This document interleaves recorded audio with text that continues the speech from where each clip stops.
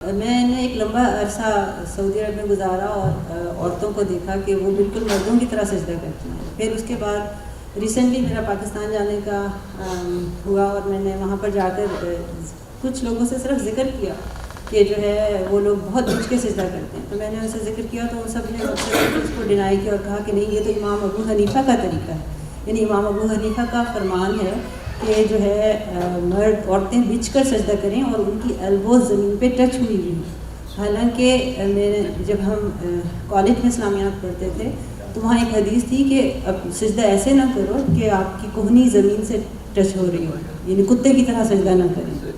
اور وہ لوگ اور میں جب اس ریسنٹ میرے وزٹ میں پشاور جانا ہوا اور وہاں قصہ خوانی بازار کی جو مسجد ہے وہاں پر میں نے نماز پڑھی تو وہاں کی ایک پمفلٹ تھا امام ابو حنیفہ کے حوالے سے جس پہ لکھا ہوا تھا کہ عورتیں بچھ کر سجدہ کریں اور اپنی ایلبو زمین پر بچھا کر سجدہ کریں.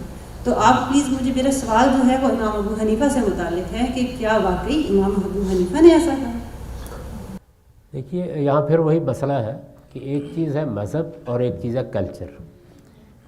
ہمارے جو جورسٹ ہیں، فقہا، امام ابو حنیفہ بھی ایک فقیہ ہیں، انہوں نے بہت سے معاملات میں بعض کلچرل چیزوں کو داخل کیا ہے. میں بہت سی مثالیں اس کی آپ کو دے سکتا ہوں. وہ اس اصول پر داخل کی جاتی ہیں کہ وہ محسوس کرتے ہیں کہ اس کام کے نتیجے میں کوئی خرابی ہو جائے گی تو خرابی کو سامنے رکھ کے بعض اوقات کوئی ہدایت دے دیتے ہیں. خاص امام ابو حنیفہ نے کیا کہا ہے وہ ایک الگ بحث ہے، لیکن حنفی اصول وہی ہے جو آپ نے بیان کر دیا ہے. یہ ضروری نہیں ہوتا کہ ہر حنفی فقہ کی بات امام ابو حنیفہ کی بات بھی ہو. امام ابو حنیفہ نے ابتدا کی، اس کے بعد بہت سے دوسرے اہل علم پیدا ہوئے، اس سے پورا کا پورا سٹرکچر بنا ہمارے فقہ کا. اس کو حنفی فقہ بعض اوقات کہتے ہیں اور کہہ بھی دیتے ہیں کہ امام ابو حنیفہ کی رائے ہے. تو قرآن مجید میں ایسی کوئی بات نہیں. نبی صلی اللہ علیہ وسلم نے کبھی ایسی کوئی بات نہیں کہی کہ عورتیں اور طریقے سے نماز پڑھیں، مرد اور طریقے سے نماز پڑھیں. نماز کے بارے میں جو ایک جنرل ہدایت لوگوں کو آپ نے کی وہ کیا ہے؟ صلو کما رأیتمونی اصلی. جیسے میں نماز پڑھتا ہوں ویسے نماز پڑھتا ہوں. حضور مرد تھے نا، آپ نے عورتوں کو بھی یہی کہا، مردوں کو بھی یہی کہا. پاکستان کی جو میجورٹی ہے وہ لوگ کہتے ہیں کہ جو ہے عرب کی عورتیں غلط طریقے سے سجدہ کرتی ہیں. دیکھیے جی، بات یہ ہے کہ غلط اور صحیح کا معیار کیا ہے. غلط اور صحیح کا معیار اللہ کے رسول کی ہدایت ہے. تو یہ بالکل ایک کلچرل چیز ہے. اصل میں ہمارے ہاں عورتوں کے بارے میں خاص طور پر پچھلے زمانے میں یہ تاثر رہا کہ ان کو کوئی دیکھے نہیں، ان پر کوئی نظر نہیں ڈالے. آپ جانتی ہیں کہ ہمارے کلچر میں آپ کبھی موقع ملے آپ کو تو ہندوستان کے ایک بڑے اسکالر تھے مولانا اشرف علی تھانوی، انہوں نے ایک کتاب لکھی تھی بہشتی زیور. کبھی آپ اس کا مطالعہ کیجئے تو آپ کو اندازہ ہو جائے کہ کلچر کس طریقے سے داخل ہوتا ہے. اب اس میں وہ بیان کرتے ہیں کہ یہ جو عورتیں ہیں ان کو پڑھنا سکھا دیں، لکھنا نہ سکھائیں. کیونکہ لکھنا سکھا دیا تو عشقیہ خط لکھیں گی اور ہمسائے کے گھر میں پھینک دیں گے. یہ مذہب نہیں ہے، یہ ایک زمانے کا آپ کہہ سکتے ہیں کہ تمدن ہے یا تہذیب ہے، اس کے اندر بعض چیزیں پیدا ہو رہی ہیں.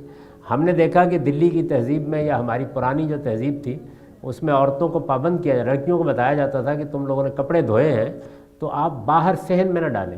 وجہ پوچھیں کیا وجہ ہے؟ غیر محرم کی نظر پڑے گی. اب یہ کوئی اللہ کے رسول نے نہیں کہا، لیکن یہ ہو گیا، اس طرح کی چیزیں ہو گئیں.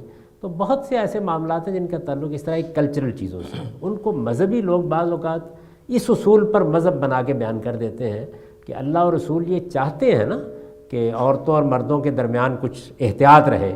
تو اس احتیاط کا ایک پہلو یہ بھی ہے کہ خاتون اس طریقے سے ہاتھوں کو پھیلائے گی تو اس کی بغلوں پر نظر پڑے گی، اس کے کپڑوں پر نظر پڑے گی. اس کو سامنے رکھ کر یہ بنا دیا گیا ہے، ادروائز اس کی کوئی مذہبی بنیاد نہیں.